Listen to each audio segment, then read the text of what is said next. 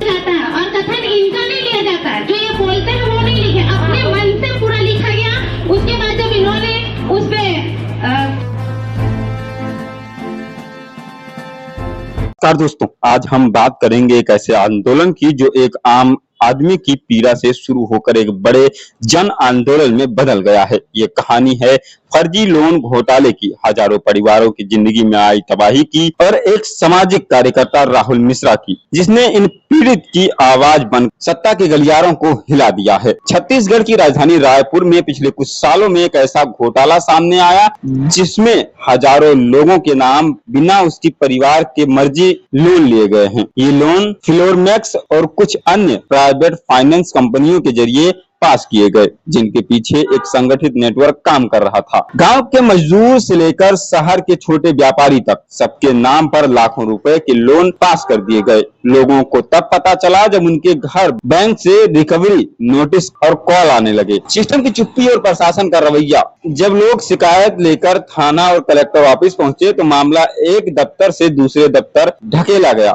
ना कोई एफआईआर लिखी गई, ना ही किसी अधिकारी ने ठोस कार्रवाई की। बड़ी कंपनियां और लोकल दलालों की मिलीभगत से यह स्कैम इतना गहरा था कि प्रशासन भी इसमें सहायक दिखाई देने लगा। देखते ही देखते यह मुद्दा रायपुर और आसपास के जिलों में फैल गया। हजारों लोग कर्ज मुक्त भारत की रैलियों में शामिल होने लगे। नारे गूंजने लगे, फर्जी लोन हटाओ, जनधन बचाओ, सीबीआई जांच कराओ, दोषियों को जेल भेजाओ। राहुल मिश्रा की अगुवाई में यह आंदोलन अब केवल फर्जी लोन तक सीमित नहीं रहा, बल्कि इसमें बिजली विभाग के मनमानी बिलिंग, शिक्षा व्यवस्था की अव्यवस्था और बेरोजगारी जैसे मुद्दे भी जुड़ते चले गए। राहुल मिश्रा और उनकी टीम ने मुख्यमंत्री को ज्ञापन सौंपा, जिसमें उन्होंने फ्लोरामैक्स जैसे संदिग्ध फाइनेंस कंपनियों पर सीबीआई जांच की मांग की। साथ ही ये भी सवाल उठाया गया कि अगर आधार नंबर और बैंक खाते से बिना ओटीपी जानकारी के लोन पास हो सकता है तो देश की साइबर सुरक्षा का क्या मतलब रह गया। इस मांग को लेकर मिश्रा जी ने धरना प्रदर्शन, आम सभा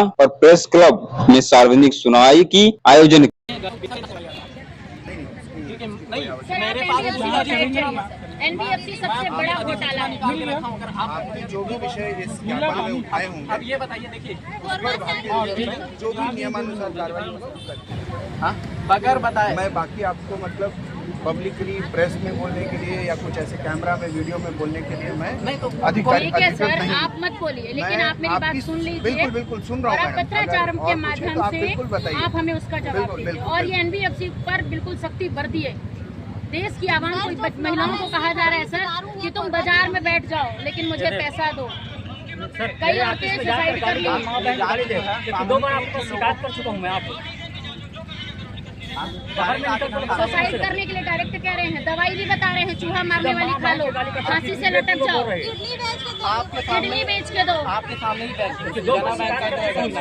महिला को रात को 10 बजे उठा के लाके बैंक में बैठा लिए थे। ये सामने बैंक है, आज से साल भर पहले यही बैंक है जहाँ बैठा दिया गया था महिला को। क्या घर से उठाने का प्रावधान है?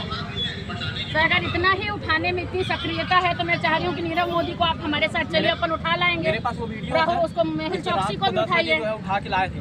आप क्या बैंक के ऊपर सीधा कार्रवाई कर सकते हैं कि बैंक का लाइसेंस सस्पेंड कर दें? है उसका घर गिरवी कर, जो देश लूट के चला गया उससे, उसके साथ रिश्तेदारी निभा लो, उससे वो फंड ले लो, ये सबसे बड़ा इलेक्टोरल बॉन्ड से आप पैसा ले लो। ये सबसे बड़ा जुबा है। मुद्रा लोन में कहीं भी कलेक्टर की आवश्यकता नहीं, आपने कहा है आरबीआई के ये सर 10 लाख का लोन मेरा बेटे के नाम से पीएनबी पंजाब नेशनल बैंक ने दिया है। बाकायदा उस लोन एप्लीकेशन में 10 लाख तक कोई कोलेटरल नहीं लगेगा करके आपका गाइडेंस के हिसाब से शायद लिखा हुआ होगा। वो फॉर्म में हमने पढ़ा है, बाद में तो दिए थे लोन, लेकिन बाद में मैंने मॉर्गेज लोन लिया था, लेकिन बाद 6 महीने का बाद ही उस अकाउंट को एनपीए करके इसमें लिंक करके आप गारंटर हो, मॉर्गेजर हो करके मेरा मकान 30 लाख का मकान को 18 लाख में बैंक बेच के मुझे देता है कि आपका 18 लाख में मकान बिक गया करके नोटिस भेजा है। और पहला काम। दूसरी बात, मेरा बिहाफ में मैं फर्जी साइन किया है दूसरे के माध्यम से, फर्जी साइन करा के मैंने गारंटर हूँ करके फर्जी बनाया। दूसरा, तहसीलदार, मैं अपना मकान में मैं पोजीशन में हूँ, तहसीलदार ये बोलता है कि हम मकान हमारा कब्जे में है करके उसका हमने सर्टिफिकेट काफी रखा है।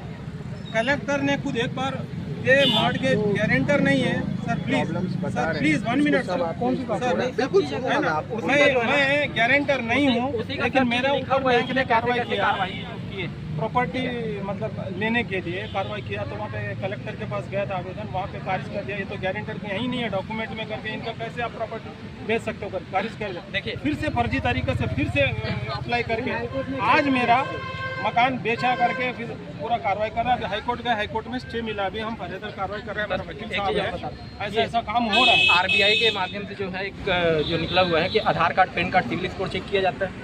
जब आपको पता है कि एक व्यक्ति पहले से लोन पे है तो आप उसको 10-10 लोन कैसे दे रहे हैं? फ्लोरामैक्स में यही ठगी हुआ।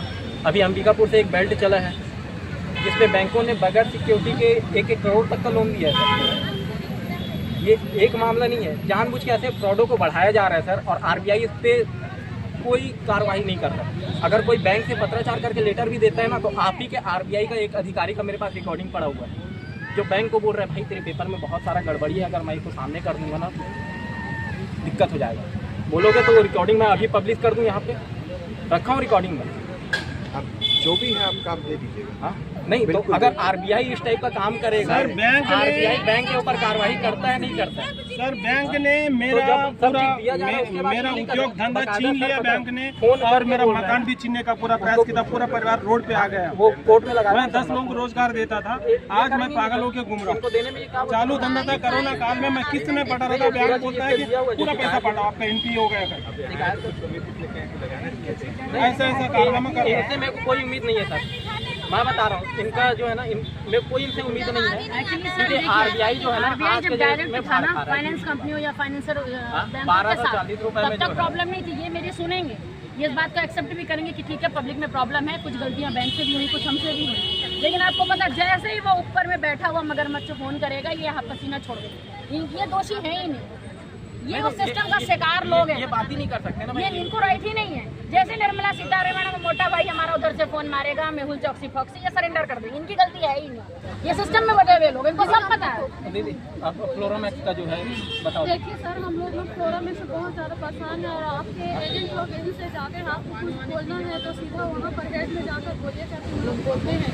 और यहाँ से आदेश वगैरह हर एक चीज़ क्या है कि जाँच करवाओ, नहीं जाना है महिलाओं के पास, लेकिन रात तक रुकना फर्ज। जब तक जांच चल रहा है तब तक रिकवरी नहीं होगी करके ऐसा आपके आरबीआई ने जो है एक नोटिस निकाला, पर उसके बाद भी जो है 40,000 महिलाओं के साथ उसी प्रकार का बर्बरता अपनाया जा रहा है। अपना किडनी बेचो, घर द्वार बेचो, कुछ भी करो, लेकिन हम लोग का पैसा होना है, हम कुछ नहीं जानते करके बोल रहे सर।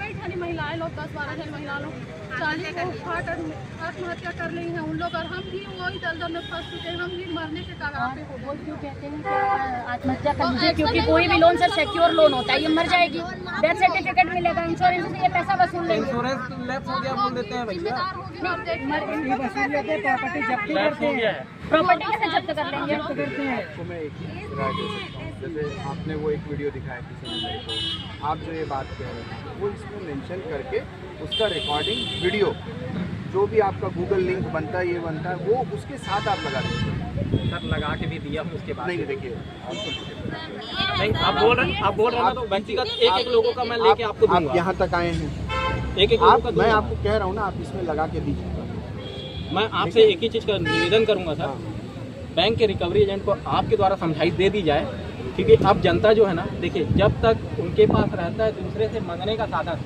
तब तक वो EMI भर सकता है। ठीक है, अगर आपने 10 रुपये ही छापा है और 10 लोगों को 1-1 रुपये दिया और बोले हैं 10 पैसे के साथ जो है आपको देना पड़ेगा ब्याज के साथ, तो एक व्यक्ति सुसाइड करेगा, एक व्यक्ति अपराध के रास्ते में जाएगा, एक छोटा मोटा अपराध करेगा। तकरीबन समाज में जो अगर 10 लोगों की बात करें, 6 लोग ही सही सलामत रहेंगे, 4 लोग जो है सर। जैसे जैसे आंदोलन तेज होता गया वैसे वैसे राहुल मिश्र की टीम को भी धमकियां मिलने लगी। कभी अज्ञात लोगों द्वारा पीछा गया तो कभी झूठे मुकदमे की धमकी दी गई। लेकिन मिश्रा जी का कहना था, अगर डर गए तो सिस्टम और लूटेगा, हम झुकने के लिए नहीं बदलने के लिए निकलते हैं। रायपुर हाईकोर्ट में एक जनहित याचिका दायर की गई, जिसमें फ्लोरामैक्स और अन्य कंपनियों की वित्तीय गतिविधियां की जानकारी मांगी गई है। पर कोर्ट ने राज्य सरकार और सीबीआई को नोटिस जारी किया। प्रशासन अब जांच के नाम पर हलचल में दिख रहा है, लेकिन मिश्रा जी का कहना है कि जब तक दोषियों को सजा और जनता को न्याय नहीं मिलेगी, आंदोलन जारी रहेगा। जब आज देश भर में डिजिटल फ्रॉड और फर्जीवाड़ा आम होता जा रहा है, ऐसे में राहुल मिश्रा जैसे लोग उम्मीद की कारण बनकर सामने आए हैं। यह लड़ाई सिर्फ रायपुर या छत्तीसगढ़ की नहीं है, यह लड़ाई हर उस भारतीय की लड़ाई है जो बिना कर्ज लिए भी कर्जदार बना दिया गया। अगर आपको यह रिपोर्ट पसंद आई हो तो शेयर कीजिए ताकि ये आवाज और बुलंद हो सके। और हाँ, अगली बार जब कोई बिना बताए आपके नाम पर कुछ करे तो चुप मत रहिएगा, क्योंकि बदलाव तभी आता है जब हम सवाल उठाते हैं। अच्छे तो बिल्कुल ही नहीं है, क्योंकि सभी कर्ज में फंसे हुए हैं, है ना। परेशान किया जाता है आप लोग को। तो आप लोग को किसको किसको लगता है कि कर्जा लेके गुनाह किया है? सभी को लगता है? नहीं लगता ना, पहले लगता था। हाँ, अब जागरूक हो रहे हैं आप लोग, अपने अधिकार जान रहे हैं। जब सवाल करना चालू कर रहे हैं तो शासन प्रशासन झुक रही है आपसे, झुक रही है। पहले आप जाते थे कंप्लेन करने, कंप्लेन होता था? नहीं होता था ना। तो अभी जब जुड़े आप तो क्या हुआ, होने लगा है। लेकिन अभी भी इतना भ्रष्टाचारी है। अभी क्या हुआ है पता है? कथन देने के लिए इनको बुलाते हैं, अंता करके लोग को थाने पे, और थाने पे बुलाते हैं तो इनका कथन लिया जाता है, और कथन इनका नहीं लिया जाता है। जो ये बोलते हैं वो नहीं लिखे, अपने मन से पूरा लिखा गया। उसके बाद जब इन्होंने उस पे क्या बोलते हैं, आपत्ति जताई कि हमने ऐसा नहीं कि बोले हैं, तब जाके उस कथन को फाड़ा गया, फिर दूसरा बनाया गया। उसमें भी इन लोग का कथन नहीं है। जब ये बोले हम एसपी साहब के कंप्लेन करेंगे करके, तब जाके उन लोग शांत हुए, है ना। ऐसा हो रहा। और यहाँ आज धरने पे घेराव पे ना आए करके इन लोगों को बहुत डराया धमकाया गया। गांव के कोतवाल ने मीटिंग रखी कल, जिसमें इन लोग नहीं गए, और उसके बाद जब ये नहीं गए तो फिर से थाने वाले इनको कॉल करके बुलाते हैं और बोलते हैं कि आपको आना अच्छी जरूरी है। तो इन लोग बोले हम लोग परसों आएंगे, हम लोग को जरूरी काम है। तो उन लोग क्या बोलते हैं कि नहीं आपको आना पड़ेगा। मतलब इतना वो हो गया है, मतलब शासन प्रशासन पे डर गई है। ये सब आपके जागरूकता का है ना नतीजा है। आप सवाल करना चालू कर रहे हैं। तो मैं चाहूंगी कि दीदी आप आके बताइए कि क्या हुआ था।